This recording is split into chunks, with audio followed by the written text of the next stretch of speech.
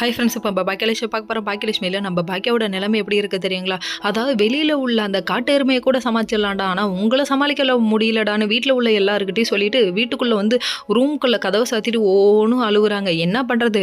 நாட்டில் முக்கால்வாசி பெண்களில் போய் பாருங்கள், அந்த ரூமில் உள்ள செவுரே கதறும், அந்த அளவுக்கு அழுகுவாங்க. அவங்க மேக்ஸிமம் கண்ணாடி பார்த்து அழுவுறது தான் ரொம்ப அதிகம். இந்த மாதிரி நிறையா பேர், ஏன்னா அவங்க மனசில் உள்ள வழியை கேட்கக்கூட ஆள் இருக்காது. இப்படிலாம் கல்யாணம் ஆன பெண்களுக்கு நடந்துட்டு இருக்கு.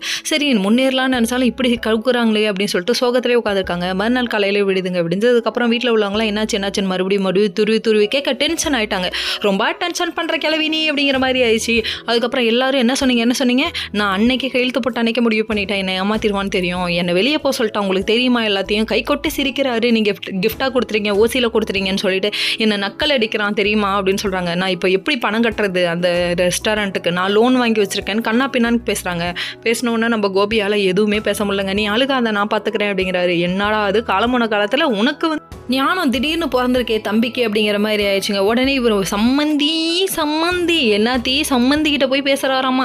பேசுனதுக்கு நீங்கள் எதுக்கு ரெஸ்டாரண்ட்டை விட்டு வெளியே போக சொன்னீங்க பாக்கியாவை அப்படின்னு சொன்னதுக்கு அவரு ஒரு கதை சொல்கிறாரு பாருங்க. சாமி, அந்த ஆள் உருட்டலாம் நீ மட்டும்தான்டா நம்புவ, 4 பிட்டு இல்லை 400 பிட்டு நங்குன்னு போட்டு உட்காராரு, என்னை வந்து பிச்சைக்காரன் அப்படி இப்படின்னு சொல்கிறாங்க, அதனால தான் கோவம் வந்துருச்சு வெளியே போக சொல்லிட்டேன் அப்படின்றாங்க.